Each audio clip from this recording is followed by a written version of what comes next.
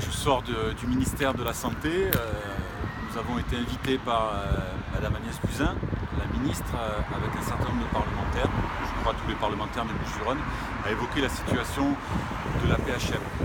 Je suis intervenu pour dire qu'effectivement la PHM vit mal, l'hôpital de manière générale vit mal depuis des années maintenant.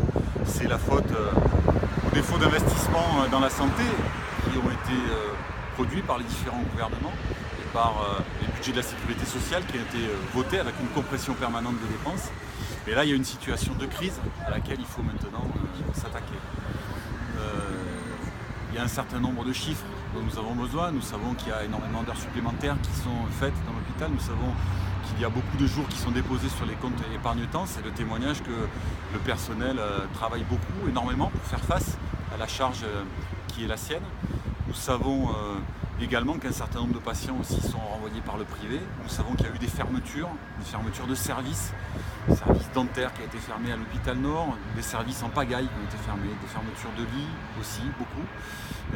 Donc on réduit la voilure sans cesse, sans jamais arriver à équilibrer la situation. Ça veut dire qu'il y a un problème structurel auquel il faut réellement s'attaquer.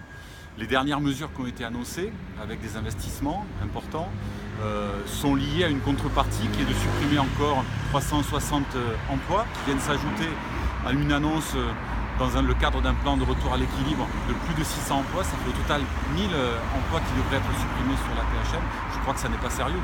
Ça n'est pas sérieux. On a besoin, au contraire, de tous ces emplois pour relever le défi de la santé dans notre secteur. Donc voilà, j'ai fait part de ces préoccupations, de la volonté des personnels de participer à la solution. Et je crois qu'il y a un certain nombre de décisions fortes à prendre. Il faut que l'État s'engage fortement pour permettre à ces hôpitaux, à la PHM, de pouvoir imaginer l'avenir.